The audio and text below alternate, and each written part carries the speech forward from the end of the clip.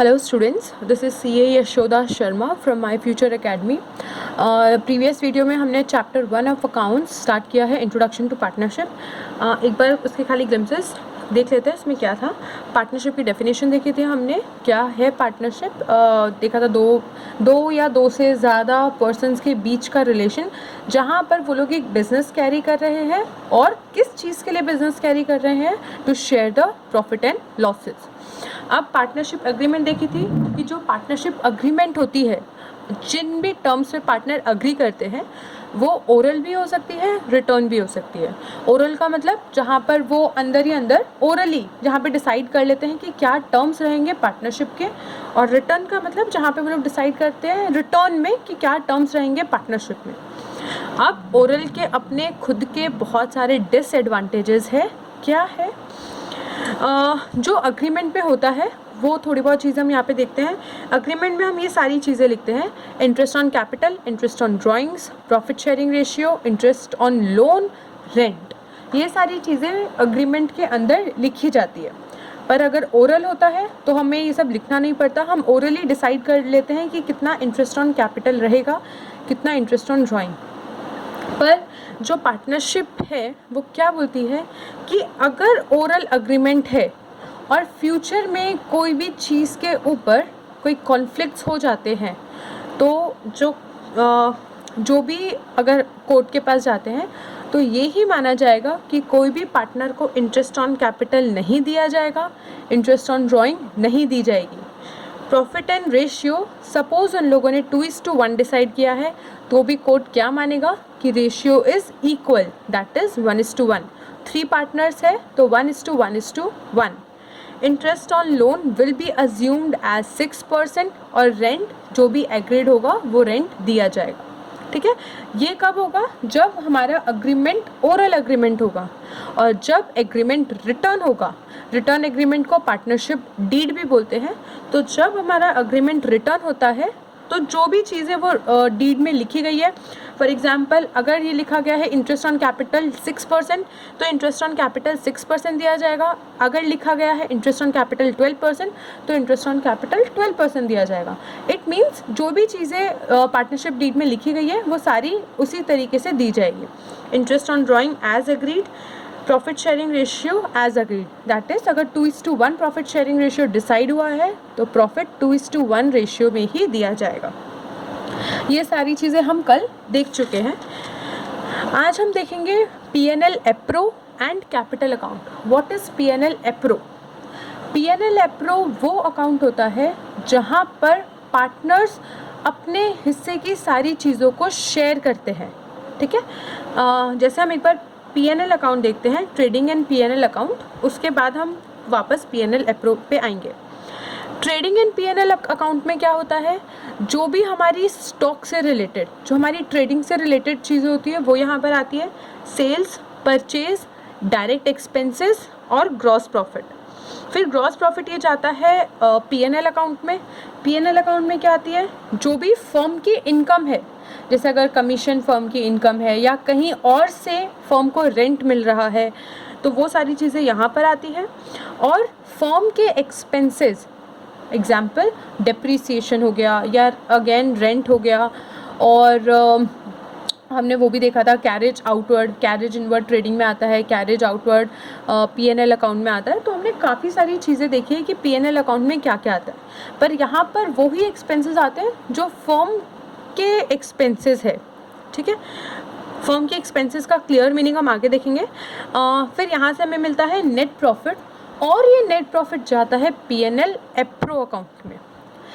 Appro का मतलब क्या होता है? एप्रोप्रिएशन का मतलब क्या होता है? कोई भी चीज़ को एप्रोप्रिएट करना, डिवाइड करना। ठीक है, तो यहाँ पर P&L एप्रो अकाउंट में क्या होगा कि जो भी अब प्रॉफिट बचा है वो पार्टनर्स के बीच में डिवाइड हो जाएगा। ठीक है, अब यहाँ पर डिवाइड करने से ऑल टुगेदर हम उनको उनके रेशियो में डिवाइड करें, उससे पहले हम यहाँ पर क्या क्या डालते हैं, जो भी फर्म की इनकम है, जो फर्म को पार्टनर से मिलने वाली है।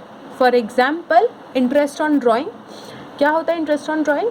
पार्टनर्स ड्रॉ करता है, कोई भी पैसे फर्म से लेता है, और क्योंकि उसने फर्म से पैसे लिए हैं तो उसको फर्म को कुछ इंटरेस्ट भी चुकाना पड़ेगा।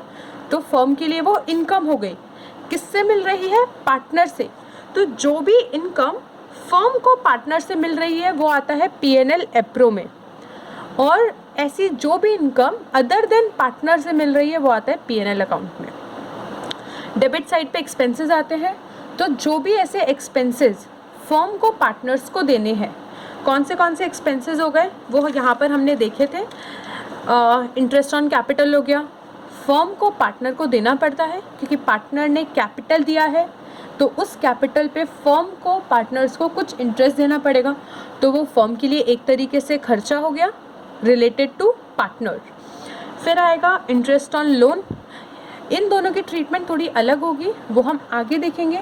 और क्या हो गया? Salary, commission, remuneration.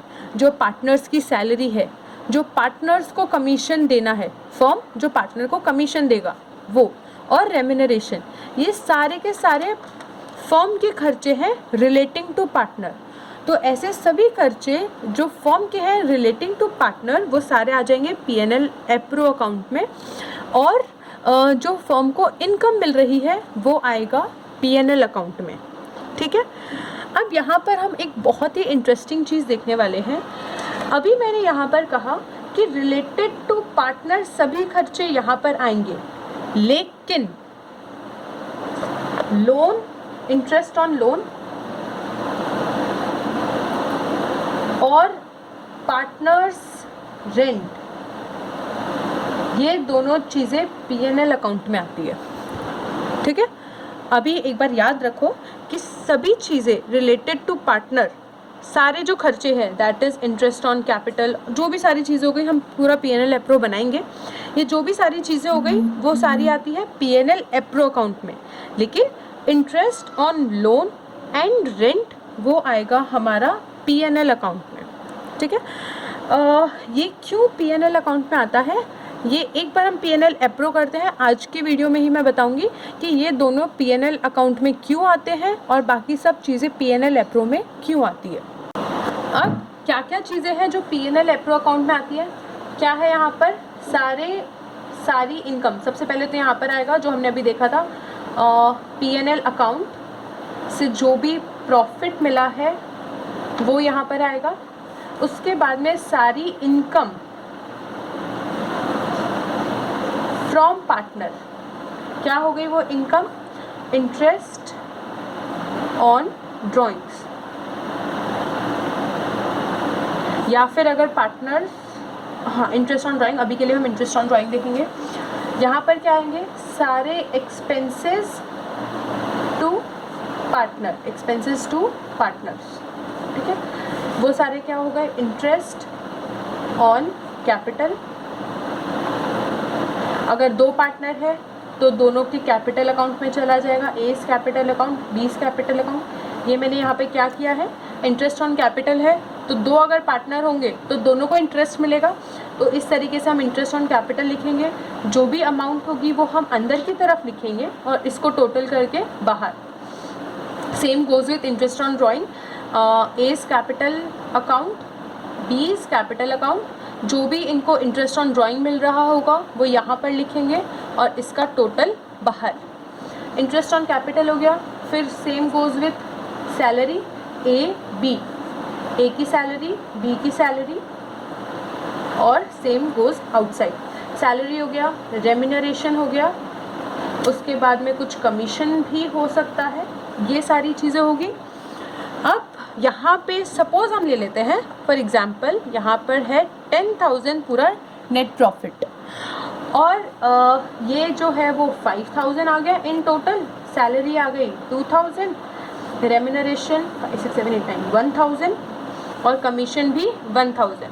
सपोज हम ये मान रहे हैं कि हमारा जो प्रॉफिट था वो 10,000 था, इंटरेस्ट ऑन कैपिटल दोनों का मिला के 5,000 हुआ, सैलरी दोनों की मिला के 2,000 हुई, रेम्यूनरेशन कमीशन 1,000। तो अब हमारे पास कितना प्रॉफिट बचा? यहाँ पर आ जाएगा 10,000, यहाँ पर भी आ जाएगा 10,000। अब 10,000 माइनस 9,000 दैट इज़ 1,000 दोनों पार्टनर्स में ट्रांसफ़र हो जाएगा।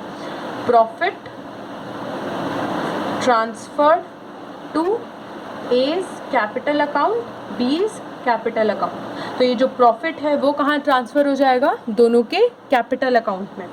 कितना कितना अज्यूम करते हैं कि प्रॉफिट शेयरिंग रेशियो 1:1 है, तो कितना हो जाएगा यहाँ पे 1000 होना है, 10,000 माइनस 9,000, 10,000 माइनस 9,000 कितना हुआ 1000। इस 1000 को हम 1:1 में डिवाइड करेंगे, तो 1000 into 1/2 that is 500, again 1000 into 1/2 that is 500। ठीक है, इस तरीके से बनेगा हमारा P&L एप्रो अकाउंट। अब हम एक बार सीक्वेंस देखते हैं कि जो फाइनेंशियल स्टेटमेंट्स बनते हैं वो कैसे बनते हैं। First trading account, next P&L account, P&L appro account, और P&L एप्रो अकाउंट के बाद हमारा बनता है कैपिटल अकाउंट, जो यहाँ पर हम देख रहे थे पार्टनर्स का कैपिटल अकाउंट कि इंटरेस्ट ऑन कैपिटल होगा वो उनके कैपिटल अकाउंट में जाएगा, सैलरी उनके कैपिटल अकाउंट में जाएगी, प्रॉफिट जो डिस्ट्रीब्यूट होगा वो उनके कैपिटल अकाउंट में जाएगा। तो ये पूरा P&L एप्रो बनने के बाद फिर हम बनाते हैं कैपिटल अकाउंट, जो कि हम देखेंगे नेक्स्ट वीडियो में। अगर ये सारी चीज़ सेव करनी है तो कर लो, अदरवाइज़ मैं ये जो नोट्स है वो मैं ग्रुप में वैसे भी सेंड करूँगी और डिस्क्रिप्शन में भी मैं नोट्स का लिंक दूँगी।